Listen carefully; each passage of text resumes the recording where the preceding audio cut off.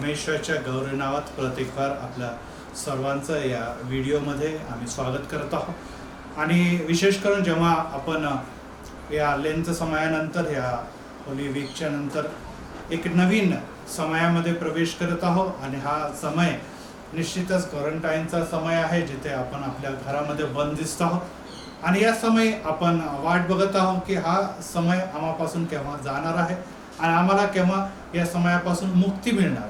आणि ह्यामुळे आज जेव्हा आपण या नवीन व्हिडिओकडे किंवा या संदेशाकडे किंवा स्टडीकडे आपण वळत आहोत, तर काही गोष्टीकडे आज आपण आपली दृष्टी लावणार आहोत। कोरोना व्हायरस यामुळे जी जगभर मोठी जनहानी झालेली आहे, धनहानी झालेली आहे, या सर्व गोष्टीचा जेव्हा आपण विचार करतो तेव्हा आम्हाला एक गोष्ट निदर्शनास येते आणि ती म्हणजे ही की मनुष्य आणि सरकार किंवा आपण म्हणूया की या सर्व सायंटिफिक जेवढा पण आपली प्रगती आहे त्याद्वारे आपण यावर नियंत्रण मिळवू शकलो नाही। आणि मी निश्चितच या समय भारत सरकार, महाराष्ट्र सरकार याचं कौतुक करू इच्छित, कारण की त्यांनी जे अनेक उपाय केले त्यामुळे भारत ही इतर जे पुढे गेलेले देश आहे, जे प्रगत देश आहे त्यांच्यापेक्षा पुष्कळ पटीने आपल्या देशावर या व्हायरसच्या हानीवर नियंत्रण मिळण्यास शक्य त्यांना झालेलं आहे। आणि त्यामुळे आज आपण जेव्हा बघतो पोलीस खाता असो की मेडिकल डिपार्टमेंट असो, डॉक्टर असो की नर्सेस असो किंवा NGOज असो किंवा घरोघरून ज्या प्रकारची मदत गोरगरिबांना केली जाते ती अतुलनीय आहे।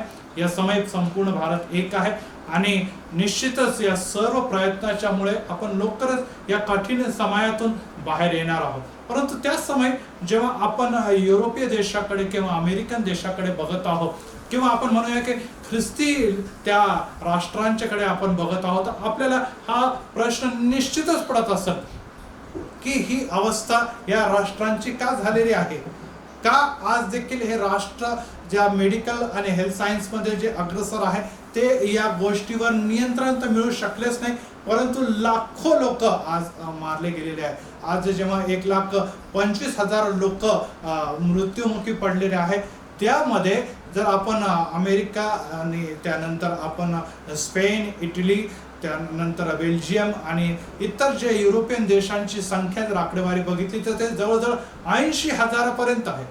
एकट्या अमेरिकेमध्ये आता 50,000च्या वर लोक मारले गेलेले आहेत। आणि अशा अवस्थेमध्ये आम्हाला एक गोष्ट निश्चितच विचार करण्यासारखी आहे की काय असं घडत आहे, काय या गोष्टी घडत आहे। आणि जेव्हा आपण या स्क्रीनकडे जातो आहोत तेव्हा आपण निश्चितच बघूया की इन सब बातों का अंत तुरंत होने वाला है, इसलिए संयमी होकर प्रार्थना के लिए सचेत रहिए। आता हा समय आहे की जेव्हा आम्हाला गुडघ्यावर येणं, ख्रिस्ती लोकांना, जे विश्वासणारे लोक आहे, जी परमेश्वराची प्रजा आहे, त्यांना या समय प्रायश्चित्त करणं, गुडघ्यावर येणं आणि ज्या देवाच्या पासून हा क्रोध किंवा आपण म्हणूया की हा न्यायाचा समय तुमच्या आणि माझ्या आणि विशेष करून या समाजावर आलाय, त्यासाठी आपली प्रार्थना करणं देखील गरजेचं आहे। आणि त्यामुळे आपण जेव्हा जेव्हा या गोष्टीकडे बघतो आणि या सर्व ह्या मृत्युमुखी पडलेल्या पेट्यांच्याकडे बघतो तेव्हा आम्हाला एक गोष्टीची निश्चितच खंत वाटते की का आपल्या लोकांचा, का ख्रिस्ती समाजाचा एवढा मोठ्या प्रमाणात, एवढ्या विपुलतेमध्ये नाश होत आहे किंवा या लोकांना इतके विपुल प्रमाणामध्ये इथे दगावत आहे। आणि निश्चितच आज ह्याच इशारेकडे, याच न्यायाकडे, ह्याच परमेश्वर आणि देवाच्या क्रोधाकडे आपण काही वेळ दृष्टी लावणार आहोत। आणि त्यासाठी आपण आजच्या पहिल्या वचनाकडे देखील जाऊया आणि इब्रिकरास पत्र 12वा अध्याय आणि त्यामध्ये आपण जात असताना वचन 5 ते 6 हे वचन आपण स्क्रीनवर देखील बघणार आहोत आणि ऐकणार देखील आहोत। इब्री 12। आणि तुम्हाला पुत्राप्रमाणे केलेला हा बोध तुम्ही विसरून गेला आहात काय? माझ्या मुला, परमेश्वराच्या शिक्षेचा अनादर करू नको आणि त्याच्याकडून दोष पदरी पडला असता खचू नको। तो शिक्षेचा अनादर करू नको। हिंदी मध्ये खूप सुंदर असं तिथे याचं भाषांतर केले गए कि इसे हल्के में जान मत, इस बात को हल्के में मत ले, ह्याला कॅज्युअली घेता कामा नाही तर याद्वारे येणारा जो दोष तुमच्या आणि माझ्या पदरी पडते त्याला तू खचू नको. पुढे असं लिहिलेलं आहे, कारण ज्यावर परमेश्वर प्रीती करतो त्याला तो शिक्षा करतो. यस, परमेश्वर ज्यांच्यावर प्रीती करतो, जे परमेश्वराची प्रजा आहे, परमेश्वराची लेकरं आहे, त्यांना तो शिक्षा करत आहे. आणि ज्या पुत्रांना तो स्वीकारतो त्या प्रत्येकाला फटके मारतो. शिक्षणासाठी तुम्ही शिक्षा सहन करीत आहात. देव तुम्हाला पुत्राप्रमाणे वागवितो आणि ज्याला बाप शिक्षा करीत नाही असा कोण पुत्र आहे? असा कोण पुत्र आहे ज्याला बाप कठीण समयामध्ये तो बहकला आहे आणि तो शिक्षा न करता त्याला वाहवू देत आहे, त्याला तो निश्चितच पडू देते, त्याचं पतन होऊ देते. असा कोणता पिता या जगामध्ये आहे? जर जगामध्ये असा कोणता पिता नाही तर निश्चितच स्वर्गीय पिता देखील असं होऊ देणार नाही की ज्या लोकांसाठी आज जेव्हा आपण त्या मागील आठवड्यामध्ये जातो तेव्हा ध्वजस्तंभावर प्रभू येशू ख्रिस्ताने प्राण अर्पिलेले आहे, त्यांनी आपल्या रक्ताची खंडणी भरून या सर्व ख्रिस्ती आणि त्याच्या विश्वासाला त्यांनी एक वटलेला आहे. आणि लवकरच आता वेळ आलेली आहे की त्याला अंतराळात घ्यायची समय झालेला आहे. अशा समय त्यांचं पतन, त्यांचा होणारा नाश बघून परमेश्वराचा न्याय निश्चितच आम्हाला काय करत आहे? इथे लिहिलेला आहे की तो आम्हाला शिक्षण देत आहे. तो आम्हाला आता सांगत आहे की तुम्ही फिरा, तुम्ही पतनापासून परावृत्त व्हा, कारण की दिवस हे कठीण आहे.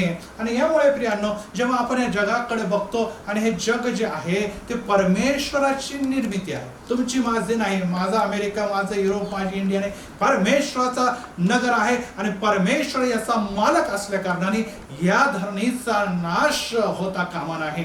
आज क्वारंटाईनमुळे आपण बघतो की एन्व्हायरमेंटमध्ये पॉल्युशन कमी झालेलं आहे, अपघाताचं प्रमाण कमी झालेलं आहे, हत्या आणि सर्व प्रकारच्या बलात्कार आणि भ्रष्टाचार हे कमी होताना दिसत आहे. निश्चितच लोकांमध्ये, समाजामध्ये, एन्व्हायरमेंटमध्ये बदल घडून येत आहे, परंतु हे कायम टिकून राहणं देखील महत्वाचं आहे.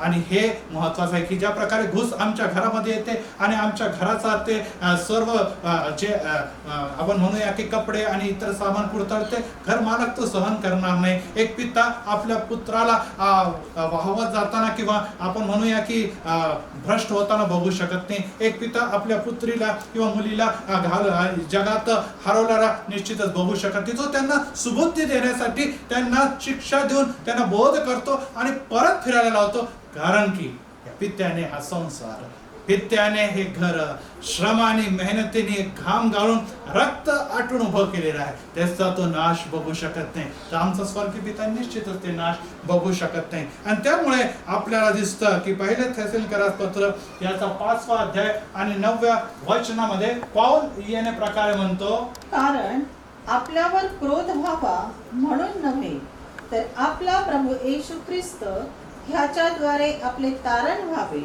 म्हणून देवाने आपल्याला नेमले आहे. यस, आपल्यावर क्रोध देवाला आणायचा नाही, देवाला आम्हाला नाश करायचं नाही, देवाला आम्हाला मन जातीला संपवायचं नाही. तर जे विश्वासणारे आहे त्याला येशू ख्रिस्ताच्या द्वारे जे तारण प्राप्त झालेले आहे आणि त्यामुळे ते देवाचे लेकर, पुत्र व कन्या म्हणून ते वेगळे केलेले आहे, त्यांना निश्चितच अधर्म आणि पातकामुळे त्यांचा नाश होता कामा नये. आणि यासाठी आज जेव्हा आपण या दृष्टिकोनातून या सर्व बोधाकडे बघतो, या सर्व शिक्षणाकडे बघतो, या सर्व गोष्टीच्याकडे बघतो, तर मनुष्य या दिवसामध्ये गुडघ्यावर येत आहे. मनुष्य या दिवसामध्ये विचार करत आहे की अशी धन, संपत्ती, पैसा यामुळे मी माझं जीवन निश्चित वाचवू शकत नाही. आज मी किती सायंटिफिक प्रगती केली, किती दवाखाने, किती सर्व प्रकारचे मेडिसिन माझ्याकडे आहे, माझ्या राष्ट्रांमध्ये आहे, माझ्या अमेरिकेमध्ये आहे, माझ्या ब्रिटनमध्ये आहे,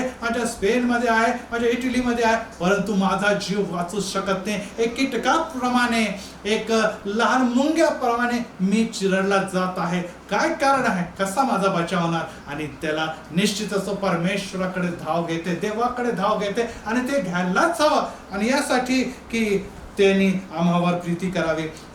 परमेश्वराचं वचन आम्हाला येणे प्रकारे पण सांगतं की येशू ख्रिस्त आजकाल युगानुयुग सारखाच आहे, तो न बदलणारा आहे. परमेश्वराने जेव्हा जेव्हा वचन आम्हाला सांगतं की परमेश्वर याच्या क्रोधाच्या समोर जे मानव टिकू शकत नव्हते, पवित्र आत्म्याच्या बद्दल देखील येशू ख्रिस्त जेव्हा म्हणतो की पाप आणि दुर्भाषण यांची मानवाला क्षमा होईल, परंतु पवित्र आत्म्याच्या विरोधात जो दुर्भाषण करेल त्याला कधी क्षमा होणार नाही.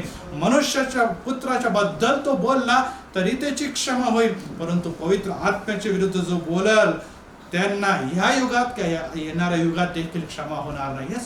त्याला आम्ही त्याच्या क्रोधाला न्यायाला घाबरतो, पवित्र आत्म्याच्या विरोधात दुर्भाषण करतो. परंतु प्रभू येशू ख्रिस्ताच्या बद्दल जेव्हा आम्ही म्हणतो तेव्हा आम्ही म्हणतो की अरे आता कृपेचा काळ आहे. प्रभू येशू ख्रिस्ताच्यामुळे आम्हाला सर्व प्रकारची क्षमा, आम्हाला सर्व प्रकारची पापमुक्ती, आम्हाला सर्व प्रकारचा करुणा आणि प्रीती हे लाभत आहे. त्यामुळे येशू आमचा नाश होऊ देणार नाही. आम्ही कसंही वागलो तरी येशू माझा मित्र आहे, येशू माझा सखा आहे आणि तो माझ्या बरोबर चालतो. हो प्रियांनो, तो जरी आपला मित्र आणि सखा असला, परंतु आपण एक गोष्ट लक्षात ठेवा की जेव्हा जेव्हा जेव्हा जेव्हा मनुष्य चिखलामध्ये पडतो, येशू त्याला वर उचलण्याचा प्रयत्न करतो, परंतु चिखला आणि धर्माचा माखलेला मनुष्याला तो किती चिखलातून बाहेर काढणार. यस, एकदा त्याने सर्व अधर्म क्लेश वाढलेले आहे आणि आता परत परत त्या ओकारीच्या पुत्राप्रमाणे जेव्हा आपण परत त्याचा धर्म पाप करतो तर त्या गोष्टीची तुम्हाला आणि मला क्षमा नाही.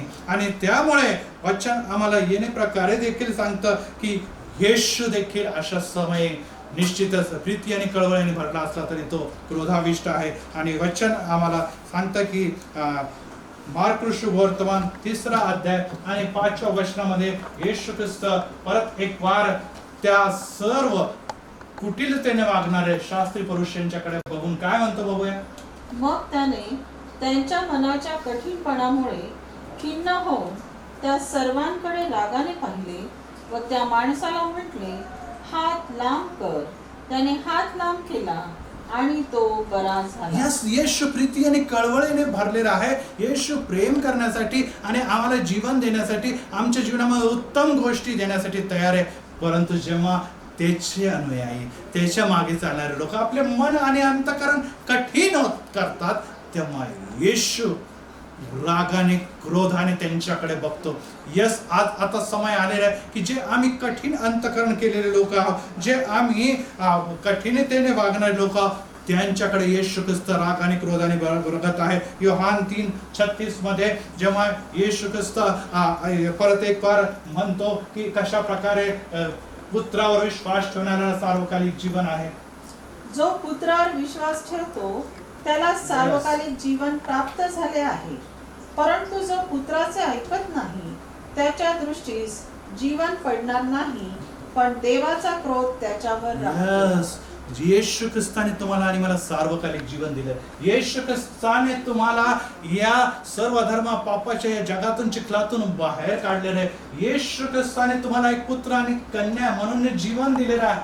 परंतु वचन आम्हाला येणे सांगतं की जो त्या पुत्रावर विश्वास ठेवत नाही, जो पुत्राच्या आज्ञेत चालत नाही, तो पुत्राच्या मागे चालत नाही, तो पुत्राला जो मानत नाही, पुत्राच्या करुणा आणि कृपेला तो चांगल्या प्रकारे जुमानत नाही. वचन आम्हाला येणे प्रकारे सांगतं की देवाचा क्रोध त्याच्यावर येतो.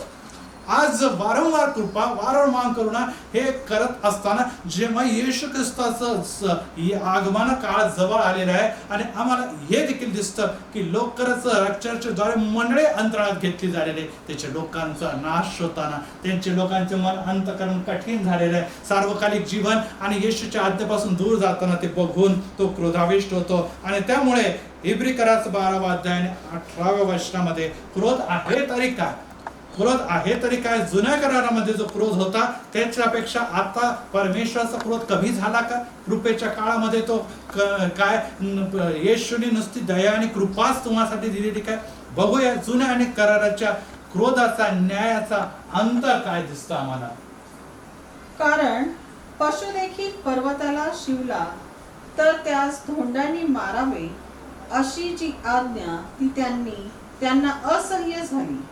आणि जे दिसेल ते इतके भयंकर होते की मोशे म्हणाला, मी अति भयभीत व कंपित झालो आहे. यस, इब्रिकरास पत्रामध्ये पौल स्पष्ट सांगतो की पशु देखील त्या डोंगराच्या जवळ जात असताना त्याच्या अपवित्रतेमुळे त्याला मारून टाकावं कारण की तो पवित्र देवाला अपवित्र करण्यासाठी पाऊल टाकत आहे. मोशे म्हणतो मी तर अति भीत आणि कंपित झालेला आहे, असं तो जुना कराराचा पर्वतावर रूढ परमेश्वराकडे बघतो. परंतु जेव्हा नव्या कराराकडे आम्ही जातो तेव्हा आम्हाला कृपाचा कोणता स्वरूप दिसतं बघूया. नव्या कराराचा मध्यस्थ येशू आणि शिंपडण्याचे रक्त ह्याच्या जवळ आला आहात. त्या रक्ताचे बोलणे हाबेलाच्या रक्ताच्या बोलण्यापेक्षा उत्तम आहे. यस, इथे आम्हाला दिसतं की आता परमेश्वराचा जो कृपा आणि कनवाळू आणि वलांडण्याचा वक्र प्रभू येशू ख्रिस्ताच्या रक्ताच्या द्वारे नवा करार स्थापन झालेला आहे.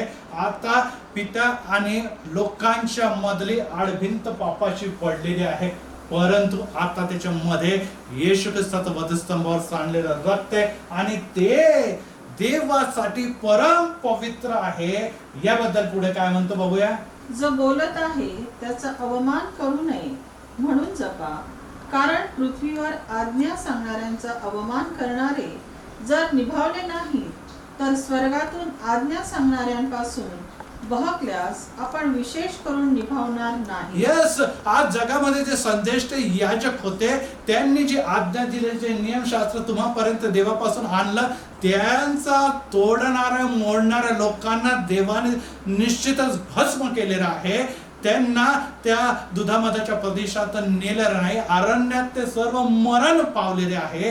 तर आता स्वर्गातून बोलणारा प्रभू येशू ख्रिस्त आत्म्याच्या द्वारे लिहिलेले हे सर्व नवा करार जे तुमच्या आणि माझ्या हातात आहे, जो तुमच्या आणि माझ्याशी बोलतो आहे, त्याचं न ऐकणारे कसे निभावणार. आणि शेवटचं जे वचन आहे ते खूप सुंदर आहे. कारण आपला देव भस्म करणारा अग्नी आहे. कारण की आपला देव प्रभू येशू ख्रिस्त देखील भस्म करणारा अग्नी आहे. आज प्रियांनो, ही गोष्ट आपण जाणून घ्यावा की तुमचा आणि माझा निभाव लावण्यासाठी आज जुना करार ज्या प्रकारे न्याय त्या लोकांवर ओढून भस्मसात करणारा होता, आज प्रभू येशू ख्रिस्त देखील भस्मसात करणार आहे. तरी देखील तो प्रीती आणि कळवळीने आम्हाला संधी देत परत एक बार हे सांगत आहे की बघा, झाडाच्या मुळाशी कुऱ्हाड ठेवलेली आहे, झाडाच्या मुळाशी कुऱ्हाड ठेवलेली आहे. जर तुम्ही त्याला जुमानणार नाही तर वेळ जवळ आलेला आहे की प्रत्येकाला नाशाला समोर जावं लागणार आहे. आज आम्ही अमेरिकेकडे जेव्हा आपण बघतो आणि अमेरिकेमध्ये एवढा मोठा कोरोना जो आलेला आहे, त्याची भ्रष्टता आपण बघतो, तर आपल्याला असं दिसून येतं की अमेरिकेमध्ये जे आहे ते आम्हाला ही गोष्ट दिसून येते की मंडळामध्ये लोक नाही, मंडळीचे चर्च रिकामे पडलेले, नुसतं वृद्ध जण त्या मंदिरात काही थोडके बसलेले असतात. आणि इतकंच नव्हे तर आता रिकामे चर्च मॉलमध्ये, रिकामे चर्च युरोपियन कंट्रीमध्ये, आता वेगवेगळ्या शॉपिंग मॉलमध्ये, किंवा आपण म्हणूया की खूपच कठीण अशी अवस्था झाली तर आता मोठे बिअर बार मध्ये देखील बदलले गेलेले आहे. आणि हे चित्र तुम्हाला आणि मला दिसतं की आता चर्चला न येणारे लोक जेव्हा अमेरिकेमध्ये या चर्चेसला या बारमध्ये बदलण्यात आलेले आहे, या अशा प्रकारच्या मॉलमध्ये बदलणारे, तर लोक आता वीकेंडला चर्चला येऊ लागले. आता आम्ही या लोकांच्याकडे बघतो तर इथे आम्हाला दिसतं की बार गर्ल किंवा जे काय नृत्यांगना तिथे अश्लील नृत्य करत आहे त्याच्याकडे बघण्यासाठी आता लोक हे चर्च मध्ये बसलेले. चर्च चित्र आहे की चर्चचं स्वरूप पालटून दिलेलं आहे आणि तिथे आता लोक येऊन गर्दी करू लागलेले आहे. आणि हे अमेरिकन युरोप मध्ये घडत आहे, चर्च मधल्या या सगळ्या गोष्टी. पुढे जर आपण जातो तर आपल्याला असं दिसतं की स्कूल जे आहे, संडे स्कूल आहे, आता VBS ला आपण जाणार आहोत आणि तिथे स्कूल ऑफ सैतान म्हणजे सैतानाचं स्कूल लहान लेकरांसाठी देखील आता उघडण्यात आलेले आहे. हे देखील चित्र आम्हाला त्या पाश्चात्य देशांमध्ये दिसतं. आणि पुढे आपण दिसतो की संडेला आता पॉर्न संडे म्हणजे अश्लीलतेचं संडे म्हणून पूर्ण राष्ट्रामध्ये तिथे तो दिवस मनवला जात आहे.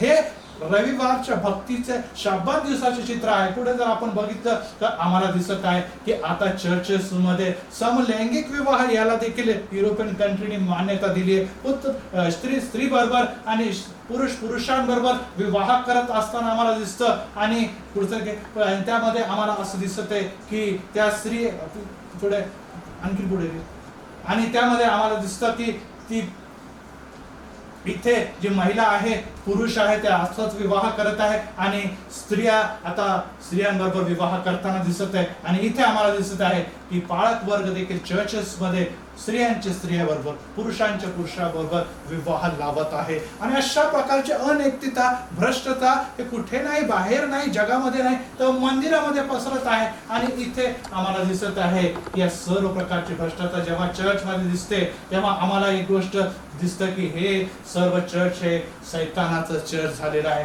देहिकतेचं चर्च झालेलं, भ्रष्टतेचं चर्च झालेलं, वासनेचं चर्च झालेलं आहे. आता आपण इथे बघा पुलपीटवर पाळक संदेश देत आहे आणि तिथे शेजारी एक टेटूवाला टेटू देखील काढून देते, कारण की लोकांना त्याच्यामध्ये इंटरेस्ट आहे. आणि टेटू मध्ये तो देखील गोधवत काय आहे, क्रॉस, वधस्तंभाचे क्रॉस. आणि पाळक देखील म्हणतं की खरोखर पुलपीट वरून अशा प्रकारचे जर वधस्तंभ गोधलेले तर निश्चितच मोठे आशीर्वाद आम्हाला आहे. बघा प्रियांनो, पुलपीट पर्यंत ही सर्व वासना, भ्रष्टता आणि अनैतिकता पसरलेली आहे. आता आम्हाला तिथे जर बघितलं तर असं दिसतं की पाळक लोक आहे ते कार्टून सारखे आणि जोकर सारखे ड्रेस घालून एंटरटेनमेंट करत आहे, यासाठी की लोक येतील आणि त्या निमित्ताने तरी लोकांच्या कानावर वचन पडतील. पाळक लोक म्हणताय की निश्चित चर्च मध्ये येणाऱ्या लोकांची गर्दी आता वाढलेली आहे, कारण की हे चर्च मध्ये सर्व प्रकारचे ड्रिंक्स आणि सर्व प्रकारचे जे द्रव्य पदार्थ ते त्यांना दिले जात आहे. हो प्रियांनो, हे काय घडत आहे? हे विश्वासणाऱ्याचं देश आहे, हे विश्वासणाऱ्यांचं मंदिर आहे, हे देवाचं पवित्र मंदिर आहे. आणि त्या मंदिरामध्ये आता निश्चित प्रीचिंग देखील बदललेली आहे.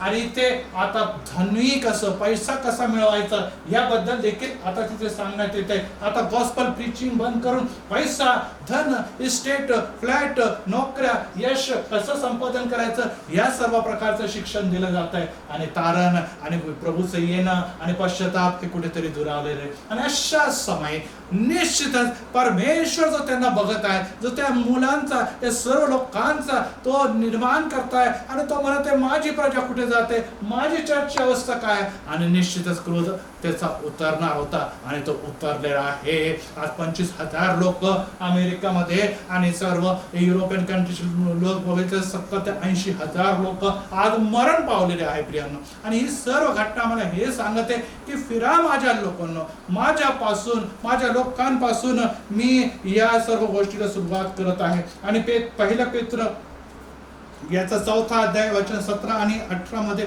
येणे प्रकारे लिहिले, कारण देवाच्या घरापासून न्याय निवाडास आरंभ होण्याची वेळ आली आहे. पहिला पेत्र 4था अध्याय 17 आणि 18 मध्ये लिहिले की माझ्या घरापासून, माझ्या लोकांपासून न्याय निवाड्याची सुरुवात झालेली आहे. आणि यासाठी प्रियांनो, आजच्या या कठीण समयासाठी न्याय निवाड्याचा समय बघून आपण जाणून घ्यावा. आणि यामुळे प्रियांनो, आपण जसं करतो, आपण जसं वागतो तेच आमच्या दृष्टीस पडतं. आम्ही जर धार्मिक आणि विश्वासू जीवन जगलो तर आमच्यासाठी पुरे आशीर्वाद पेरलेला आहे. परंतु जर आम्ही पापी आणि अशुद्ध, फसवे आणि भ्रष्टाचं जीवन जगतो तर आमच्यासाठी निश्चितच न्याय आणि परमेश्वराचं क्रोध देखील ठेवलेला आहे. परमेश्वराने त्याच्या प्रियजनांना देखील सोडलं नाही. एक उदाहरण आपण बघूया, याकोबाचं उदाहरण आपण बघूया की याकोब याच्या जीवनामध्ये आपल्याला माहिती आहे की तो आणि एसाव हे दोन पुत्र इसाकचे असताना याकोबाला हा फसवा आहे आणि आपल्या भावापासून, आपल्या मोठ्या भावापासून, थोरल्या भावापासून आशीर्वाद त्याला हवा असताना तो एसावचे धागे घालून, एसावचे वस्त्र घालून तो काय करत आहे, आपल्या बापाला ज्याची दृष्टी अंध झालेली आहे त्याला तो फसवतो. आणि आपल्याला असं दिसतं की 25 वर्षाच्या नंतर परत एक वार 25 वर्षाच्या नंतर परत एक वार त्याला हे दिसतं की तो जागा घेऊन त्याचे इतर पुत्र, म्हणजे योसेफाचा जागा घेऊन इतर पुत्र त्याच बापाला फसवत आहे की तुझा पुत्र मारला गेलेला आहे, बघ हा रक्ताने माखलेला जागा. आणि आपल्याला असं दिसतं की याकोब तिथे शोक करत आहे. यस, एक याकोब, एक तरुण असलेला याकोब जेव्हा आपल्या पित्याला फसवता 25 वर्षाच्या नंतर आम्हाला दिसतं की क्रोध परत एक वार त्याच्या जीवनामध्ये येतो आणि तो इथे शोक करत आहे. यस प्रियांनो, जे आम्ही पेरतो तेच उगवतो, तेच आमच्या जीवनामध्ये उगवतो. आई बाप्पाला फसवणारे, आई बाप्पाचा थट्टा करणारे, आई बाप्पाच्या विरोधात वागणारे, देवाची आज्ञा, आई बाप्पांचा सन्मान करा हे सर्व तुच्छ लेखणारे लोकांची संख्या, तरुण लोकांची संख्या या दिवसात जगात वाढत असताना परमेश्वराचा क्रोध निश्चितच त्यांच्या जीवनामध्ये उतरणार आहे. आणि हे आम्हाला दिसून येतं. त्याचप्रमाणे आपण जेव्हा दावीद आणि शाऊलाची गोष्ट वाचतो तिथे त्यामध्ये देखील आम्हाला एक गोष्ट दिसते की देवाचा निवडलेला परत एक बार राजा, पहिला राजा जेव्हा दावीद देवाचा दुसरा निवडलेला या किंवा निवडलेला नेतृत्व करणारा राजा होणार आहे, त्याला देखील तलवारीने जेव्हा बोसकून भिंतीला खेळण्याचा प्रयत्न करतो आणि त्याला संपवण्याचा प्रयत्न करतो, तो दावीदाला मारत नाही तर देवाच्या योजनेला संपवायचा प्रयत्न करतो. तेव्हा आम्हाला असं दिसतं की तोच पुढे जेव्हा तो इथे आपल्याला दिसतो की सहबाजूने बलिष्ठीद्वारे घेरला जातो आणि त्याची मृत्यू जवळ येते, तेव्हा तो त्याच्या अंगरक्षकाला म्हणतो की मला मार, परंतु न मारल्यामुळे तो स्वतःची तलवार घेऊन स्वतःचा जीव तो स्वतःचा जीव देतो. आणि पुढे असं लिहिलेले की बलिष्ठी लोक त्याला ते गाव कसं भिंतीला टांगून देतात आणि लोकांच्या समोर हा प्रथम राजा थट्टेचा विषय बनतो. कारण एकच आहे की त्या राजाने परमेश्वराची योजना जी त्याच्यासाठी होती त्यापेक्षा आपली योजना राबवण्याचा प्रयत्न केला. यस, आमच्यासाठी परमेश्वराची योजना, संकल्प हे हिताचे आहे, अनिष्टाचे नाही प्रियांनो. जेव्हा आम्ही आपल्या योजनापेक्षा परमेश्वराची योजनापेक्षा आपली योजना राबवायचा प्रयत्न करतो आणि परमेश्वराची योजना कुठेतरी मोडण्याचा प्रयत्न करतो आणि आपली शहाणपणा, आपली बुद्धी आपण लावायचा प्रयत्न करतो आणि सैतानाच्या हवाले देवाच्या योजनेला करण्याचा प्रयत्न करतो, आमची अवस्था हीच होते की जो शाऊल उंचावला गेला होता एक राजा म्हणून, तो शाऊल आज उंचावला गेलेला थट्टाचा विषय म्हणून की भिंतीच्या बाहेर मरण पावलेला तो शाऊल राजा एक अपराधासारखा एक थट्टेचा विषय सगळ्यांसाठी झालेला आहे. हो प्रियांनो, आज मनुष्य ख्रिस्ती व्यक्ती थट्टेचा विषय होता कामा नये, कारण की ती देवाची प्रजा आहे आणि ते जगासाठी आशीर्वादाचा सबब आहे. आणि तिसरं जेव्हा आपण उदाहरण आणखीन एक बघतो की जसं आपण करतो तेच आपल्याला फेडायचं असतं. आणि एक आणखीन अबशालोम जो आहे, तो जो दाविदाचा प्रथम पुत्र आहे आणि आपल्याला असं दिसतं की दाविदाच्या नंतर तो देखील दाविदाचे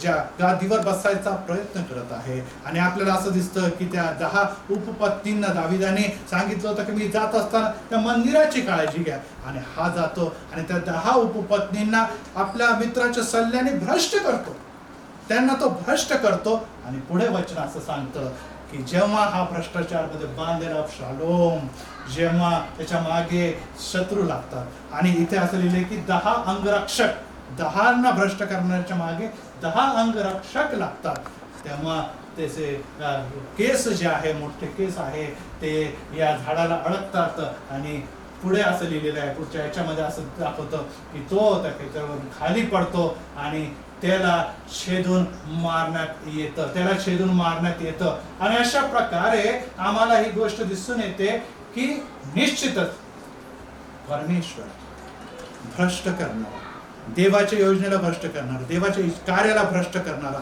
देवाच्या योजनेला भ्रष्ट करणारा, देवाच्या मंदिराला भ्रष्ट करणारा कधी देखील सोडत नाही. 10 स्त्रियांना भ्रष्ट करणारा 10 अंगरक्षकांच्या द्वारे घेरून मारला गेलो. हो प्रियांनो, आज मंदिरामध्ये भ्रष्टता, आज आम्हाला देवाच्या सेवकामध्ये भ्रष्टता, आज आम्हाला देवाच्या कार्यामध्ये भ्रष्टता, आज मंदिराच्या एल्डर्स मध्ये भ्रष्टता, पालकवर्गामध्ये, बिशप मध्ये भ्रष्टता दिसून येते. आणि परमेश्वर जो आमच्याकडे बघत आहे, प्रभू येशू ख्रिस्त जो आमचा तारणारा आहे, जो प्रीती आणि कळवळीने आमच्याकडे भरलेला आहे, तो निश्चितच शांत बसणार नाही. कारण की ही मंदिर जे आहे ती देवाची वधू आहे आणि ती कधी देखील भ्रष्ट होता कामा नये. तर पवित्र आत्म्याच्या द्वारे सुकृती विहीन असून तो विवाहासाठी पवित्र आत्मा तयार करते, यासाठी की जेव्हा येशूचं रॅप्चर येईल ही मंडळी अंतराळात घेतली जाणार आहे. या मंडळीच्या द्वारे त्या स्वर्गामध्ये पुत्र आणि मंडळीचा विवाह रचला जाणार आहे. आणि त्यासाठी वर सज्ज प्रियांनो, आम्ही तयार आहे किंवा नाही यासाठी आपण बघूया. परत एक वचनाच्याकडे जाऊया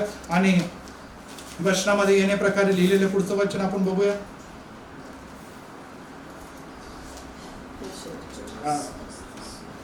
यशायाचा 24वा अध्याय.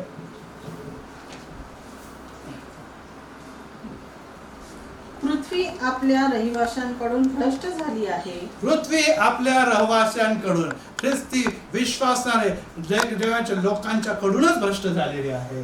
कारण त्यांनी नियमांचे उल्लंघन केले आहे, विधींचे अतिक्रमण केले आहे आणि सनातन करार मोडला आहे.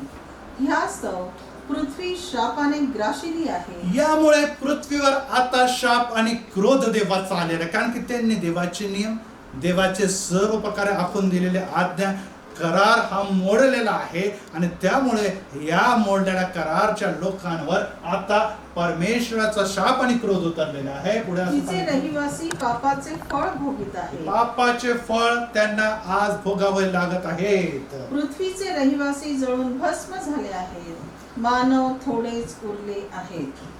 पुढे आणखी 10 आणि 12 प्रत्येक घर व्यवस्था भ्रष्ट नगर भंग पावले आहे.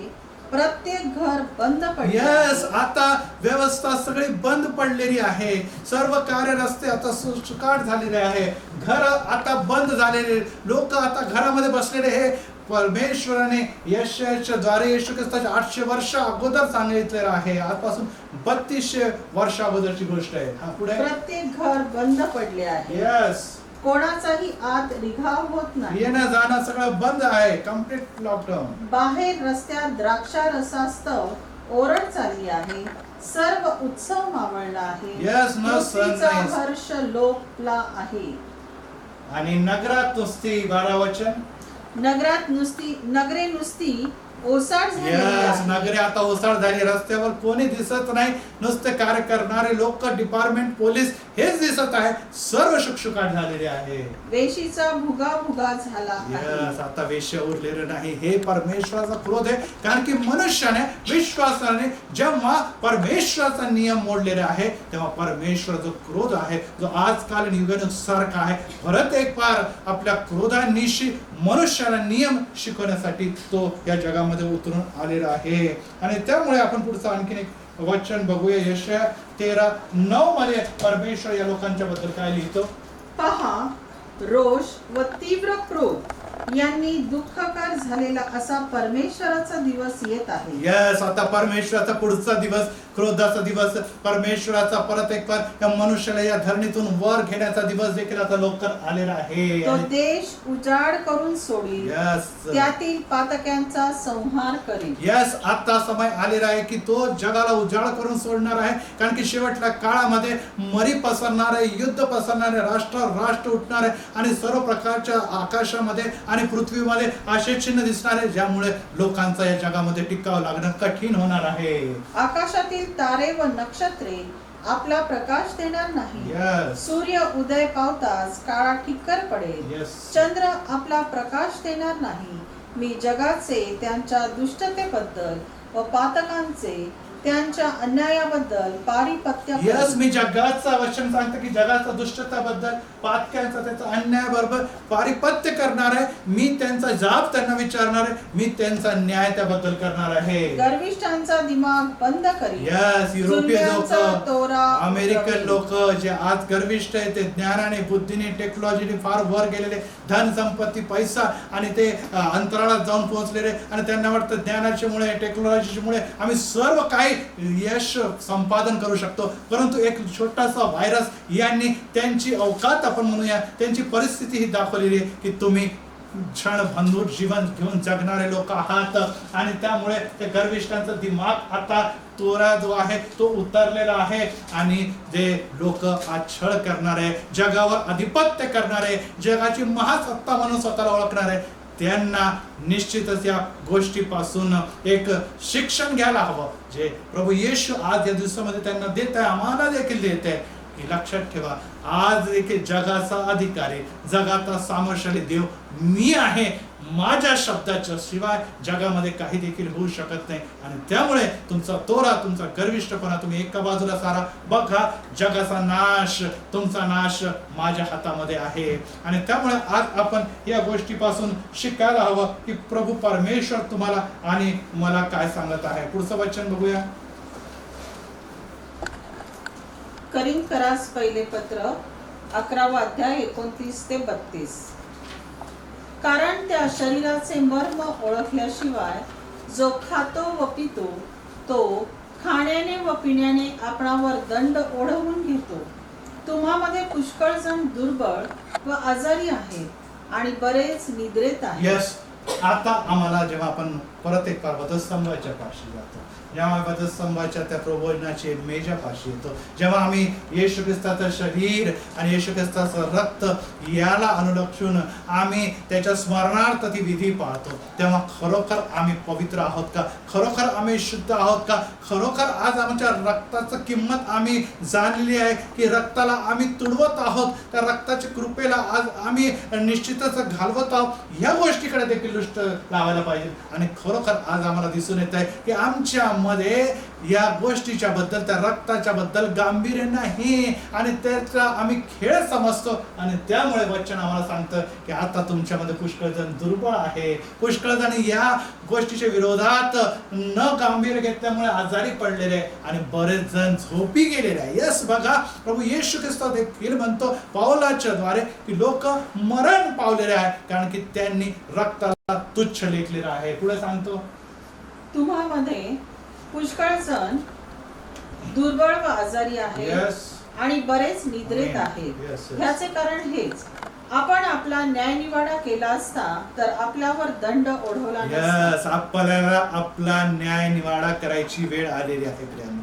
यस, आम्ही जोपर्यंत त्या कठीण परिस्थितीत पोहोचत नाही, आम्हाला आमचे अधर्म आणि पाप दिसत नाही, आमची अपात्रता आणि आमची दुर्बलता दिसत नाही, आम्हाला सगळ्या गोष्टीला कॅज्युअल घेतो. येशू मित्र सखा आणि येशू माझ्या बरोबर आहे, येशू माझा सगळं धन देणार, मला पैसे देणार, मला सर्व उत्तम गोष्टी देणार. परंतु येशू ख्रिस्त म्हणतो की आधी माझ्या धार्मिकता आणि नीतिमत्वासाठी झटा, म्हणजे इतर सर्व काही मी तुम्हाला देणार. यस, सर्व काही म्हणजे जगातल्या गोष्टी या सर्व काही जे आहे ते तो नंतर देणार, परंतु धार्मिकता नीतिमत्वासाठी येशू ख्रिस्ताने वधस्तंभावर प्राण आणि जीवन अर्पिलेले. आणि जेव्हा आपण या गोष्टी जाणतो आणि आपण किती अधर्मी आहोत आणि मला येशूच्या जवळ जाऊन पापांची प्रायश्चित्त करून क्षमा मागायला असं आपण न्याय निवाडा स्वतःचा करतो, तेव्हा आमच्यावर दंड ओढवला जात नाही, तर आम्ही त्याची प्रजा म्हणून वावरतो. पुढे असं सांगितलंय, ज्या अर्थी आपल्यावर दंड ओढवला आहे, यस, आपल्यावर दंड ओढवलेला आहे, त्या अर्थी आपल्याला प्रभूकडून शिक्षा होत आहे. यस, आपल्याला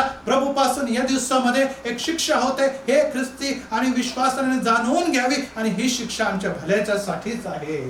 अशा हेतूने की जगाच्या बरोबर आपल्याला दंडाज्ञा होऊ नये. यस, आम्ही रक्ताने विकत घेतलेले, त्याच्या खंडणी भरून विकत घेतलेले लोक आहो प्रियांनो. आम्हाला देवाने वेगळं केलेलं आहे, त्याची प्रजा आणि त्याचं दास व त्याची संतती म्हणून वेगळं केलेलं आहे. आमचा नाश येशूला निश्चितच प्रिय नाही. तो रडतो, तो कांदतो आणि आज देखील आमच्यासाठी रदबदली करत असताना आम्ही त्याचं वचन ऐकत नाही, आम्ही त्याच्या अनुग्रहाला, आमच्या प्रीतीला जुमानत नाही आणि आम्ही हवं तसं वागतो आणि आम्हाला असं वाटतं की येशू माझा बरोबर आहे आणि माझ्यावर प्रीती करणार आहे, माझ्या जुन्या कराराचा कठोर आणि शाप आणि क्रोध माझ्यावर नाही. प्रियांनो, देव आज कारण युगानं सारखा आहे, तो आमच्यावर प्रीती करतो, परंतु तो पापाला बघू शकत नाही. आम्हाला दिसतं की येशू ख्रिस्ताच्यावर पित्याचा क्रोध आला जेव्हा त्याच्यावर पाप लादण्यात आला. हो प्रियांनो, पित्या जर पुत्रावर, आपल्या एकुलत्या एक पुत्रावर क्रोध ओततो, क्रोधाचा प्याला ओततो, तर तुम्ही आणि मी कोण आहोत प्रियांनो? निश्चितच आज हा क्रोधाचा प्याला तुमच्या आणि माझ्यावर येत असताना आम्ही याला दंड म्हणून समजून प्रायश्चित्त करणं, त्याच्या जवळ जाणं हे महत्वाचं आहे. आणि यासाठी की जगाला ज्या प्रकारे अविश्वासाने ज्या प्रकारे दंड होते तसा आम्हाला दंड होता कामा नाही, तर आम्हाला प्रायश्चित्त केल्यामुळे, पाप क्षमेमुळे येशूच्या बरोबर त्याची पुत्र व कन्या म्हणून स्वर्गीय राज्यात प्रवेश करायचा आहे. आणि पुढचं वचन आपण बघूया, इब्री लोकासपत्र 10वा अध्याय 29 ते 31. तर ज्याने देवाच्या पुत्राला पायाखाली तुडवले, जेणेकरून तो स्वतः पवित्र झाला होता, ते कराराचे रक्त ज्याने अपवित्र मानले. यस, ज्यांनी म्हणजे आज जे विश्वासणारे आहे, जे देहिकतेमध्ये गेलेले आहे, जे मंदिर आणि देवाचं सानिध्य आणि मंदिरात असलेले सर्व व्यवस्थेला भ्रष्ट करत आहे, मंदिराला सैतानाचं घर म्हटलेलं आहे आणि बनवलेलं आहे आणि त्यामध्ये वाटेल तसं देहिकता सर्व घालून जगिकता आणि सर्व प्रकारच्या मलिनता त्या मंदिरामध्ये आणले. वचन आम्हाला सांगतं की त्याला आम्ही त्याच्या कराराच्या रक्ताला जेव्हा आपण अपवित्र मानतो तेव्हा काय घडतं बघूया, आणि कृपेच्या आत्म्याचा अपमान केला. यस, त्या पवित्र आत्मा, जो कृपेचा आत्मा तुम्हाला आज प्रभू येशू ख्रिस्ताने पाठवलेला, त्याचा जेव्हा आपण अपमान करतो, तो किती अधिक कठीण दंडास पात्र ठरेल. यस, तो म्हणून आज तुम्हास किती वाटते. कठीण दंडास पात्र पडत आहे. लाखो लोक आज मरण पावत आहे आणि ते सर्व ख्रिस्ती आणि विश्वासाने ज्यांना देवाने म्हटलेले ख्रिस्ती लोक आहे, तर निश्चित देवाला वाईट वाटत आहे, परंतु त्यांनी कारण देवाला किती सूड दूर केले. घेणे हा, पुढे कारण सूड घेणे मजकडे आहे, मी फेड करीन. आणखी परमेश्वर आपल्या लोकांचा सूड घेणं माझ्याकडे. प्रभू येशू ख्रिस्त आज देव तुमच्या आणि माझ्याकडे म्हणतो, क्षमा क्षमा क्षमा, प्रीती प्रीती. किती वेळ, असंख्य वेळेस आज आम्हावर प्रीती कृपा क्षमा केलेली आहे, प्रत्येक दिवशी आम्हावर केलेली आहे. परंतु आता सूड घेण्याचा, आता निश्चितच जे देवाच्या विरोधात आहे त्यांच्या बरोबर त्यांचा जाब विचारण्याचा, न्याय करण्याचा समय आलेला आहे. आणि तो म्हणतो की मी परमेश्वर त्यांचा पापी लोकांचा न्याय करणार आहे. असे ज्याने म्हटले तो आपल्याला माहित आहे, जिवंत देवाच्या हाती सापडणे हे भयंकर आहे. जिवंत देवाच्या हाती सापडणे महाभयंकर आहे.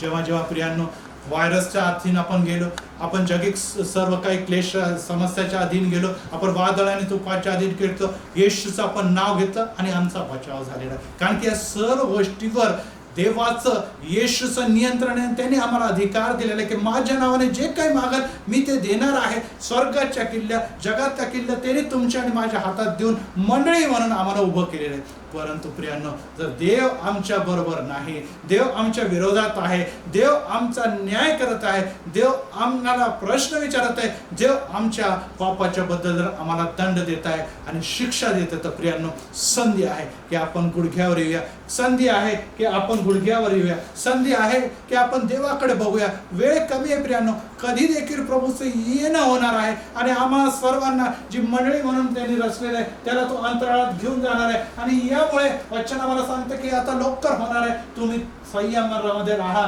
तयारीच राहा आणि निश्चितच धैर्य राखा. कारण की आता तुमच्या गुडघ्यावर येणं, तुमचं प्रायश्चित करणं जे जगभर आता सगळ्या मंडळांमध्ये दिसत आहे, ते आमच्यामध्ये भारतीय लोकांमध्ये देखील, आपल्या प्रिय मराठी मंडळांमध्ये देखील येणं गरजेचं आहे. कारण की हा काळ आता कठीण काळ आहे. तुमची आणि माझ्या प्रार्थना देवाच्याकडे या व्हायरस पासून या सर्व भारताला, पुण्याला, महाराष्ट्राला इतकंच नव्हे तर अखेर जगाला सोडण्यास सक्षम आहे. कारण की मंडळीची प्रार्थना देव ऐकतो आणि त्यापासून त्याला मुक्ती देतो. येणारा उर्वरित भाग आपण रविवारी बघणार आहोत. परंतु इथेच थांबत असताना परत एक बार मी आपल्यासाठी हेच सांगू इच्छितो की देवाच्या हाती पडणं महाभयंकर. प्रार्थना जाऊया. प्रभू आहे, आम्ही तुला गौरव धन्यवाद देतो की आजच्या समय जेव्हा आम्ही तुझ्या जवळ उभा असताना प्रभू राया परत एक बार तुझ्या न्यायासंदर्भात, तुझ्या क्रोधासंदर्भात आम्ही जाणलेला आहे तू युगानुग सारखाच आहे, तू न बदलणार आहे. की त्या पापाला तू कधी बघू शकत नाही आणि पवित्रपर्यंत मलिनता, अशुद्धता हे तू पवित्र परमेश्वर निश्चितच तुझे नेत्र पवित्र परमेश्वर निश्चित बघू शकत नाही. आणि त्यामुळे जेव्हा तुझ्या एकुलता एक पुत्रावर देखील आमोसमध्ये ज्या प्रकारे लिहिले क्रोध आणि उतरला, कारण की तो पापमय झालेला होता. आज प्रभू राया, आज आम्हाला पापात मलिनतेत वाढताना बघत असताना आणि चालताना बघत असताना येशू तू हेच म्हणतो की हेच माझी प्रजा आहे, हेच माझे लोक रे, की ज्यांना मी रक्त सांडून, कराराचं रक्त सांडून मी या सर्व लोकांची सुटका केलेली आहे. निश्चितच आम्ही ते लोक नाही, आम्ही फिरलेलो आहोत, देव वासना, भ्रष्टता, जगिक गोष्टीमध्ये वाढलेलो आहोत. आज या मंदिरांकडे तू बघत असताना निश्चितच आम्हाला तेच दृश्य दिसतं जे यरुशलेमच्या मंदिरामध्ये तू की माझ्या घराला, देवाच्या घराला, परमेश्वराच्या घराला तुम्ही लुटारूंची गुहा केलेली आहे. येश राजा पाश्चात्य कंट्रीमध्ये असो की भारतीय कंट्रीमध्ये असो, निश्चितच मंदिर आणि त्याचप्रमाणे भ्रष्टतेचं, पापाचं आणि सर्व पॉलिटिक्सचं आणि सर्व प्रकारच्या दैहिकतेचं, चुकीच्या शिक्षणाचं घर झालेलं आहे. आणि तिथून जे तारलेले लोक आणि ती वधू म्हणून मंडळी अंतराळात घेतली जाणारी ती जर नाश पावत आहे, तर त्याचा जाब तू निश्चितच त्या मंडळांशी घेणार आहे. आणि आज येशू राजा जे मंडळीला येत नाही किंवा येतात परंतु भ्रष्टता पसरतात, त्यांना सर्वांना तू जाब विचारत आहे. एक कदाचित आजारी आहे, कदाचित ते मरण पावलेले, परंतु इतरांना देखील पित्या या दिवसामध्ये सांगत आहे की फिरा, वेळ कमी आहे, माझं येणं जवळ आहे, धैर्याने तुम्ही गुडघ्यावर माझ्याकडे मागा, मी निश्चितच यापासून तुझं सुटका देणार आहे. आज परत एक मी भारत देशासाठी धन्यवाद देतो की पवित्र परमेश्वर जरी इथे मोठा प्रकोप नसला तरी देखील पवित्र परमेश्वर त्या सरकारने केलेले सर्व कार्यामुळे आणि पवित्र पित्या ते सर्व योजनेमुळे आज पवित्र पित्या निश्चितच नियंत्रणाखाली आहे. आणि लोकांनी देखील सहकार्य करत असताना, आम्ही देखील प्रार्थना करत असताना, डॉक्टर आणि मेडिसिन आणि सर्व प्रकारचे डिपार्टमेंट आणि सर्व प्रकारचे NGO मिळून पवित्र परमेश्वर लोकांसाठी प्रयत्न करत असताना या व्हायरस पासून आम्हाला, या क्वारंटाईन पासून आम्हाला, या बंदिस्त अवस्थेपासून आम्हाला मुक्ती आणि पवित्र पित्या या सर्व रोगापासून आम्हाला सुटका तू देत आहे. धन्यवाद देतो पित्या. परत एक बार हीच विनंती करतोय, गोरगरीब ज्यांना अन्न नाही, जे घरी आहे, ज्यांना पवित्र पित्या नोकरी नाही आणि पवित्र परमेश्वर खाण्याला पवित्र परमेश्वर पुरवठा करणाऱ्या सर्व गोष्टी कमी पडते, प्रभू त्यांच्यावर दया कर, त्यांना पुरवठा कर, कारण की तू यावेळी हिरे देखील आहे आणि यावेळी राफा देखील आहे. तू पुरवठा करणारा देखील आहे, तू रोगमुक्त करणारा देखील आहे. तू इलोहिम आहे पित्या. आणि आज आमच्या लोकांवर तू दया करा. परत एक बार हे वचन लोकांच्या अंतःकरणात जात असताना येशू त्यांनी प्रायश्चित करावं, गुडघ्यावर यावं, पापांची क्षमा मागावी आणि फिरावं, कारण की येशू तू अंतरात येत आहे, आम्हा सर्वांना घेऊन जात आहे. तुझा क्रोधाचा समय, तुझा न्यायाचा समय जवळ येऊन ठेपला असताना आम्ही तयारीच असावं, सिद्ध असावं अशी कृपा कर. प्रभू येशू ख्रिस्ताच्या पवित्र आणि गोड नावाने मागतो, म्हणून तो ऐक. आमेन. आता सर्व बुद्धी सामर्थ्याच्या पलीकडे असलेली देवाची शांती तुमच्या अंतःकरण व तुमचे विचार देवाच्या व त्याच्या प्रियपुत्र येशू ख्रिस्त ज्ञानात व प्रेमात राखो. आणि सर्व समर्थ देव जो बाप हो, देव जो पुत्र आणि देव जो पवित्र आत्मा याची कृपा, याची शांती, याचं भरभराट, याचं आरोग्य हजर असलेले बघणारे सर्व व्हिडिओचे दर्शकांबरोबर, भारत आणि त्याचप्रमाणे जगातील सर्व देशांच्या कोरोनाग्रस्त आणि त्यामध्ये मदत करणाऱ्या सर्व सरकारी यंत्रणेबरोबर आता आणि सदा सर्व काळ असो. आमेन. आमेन.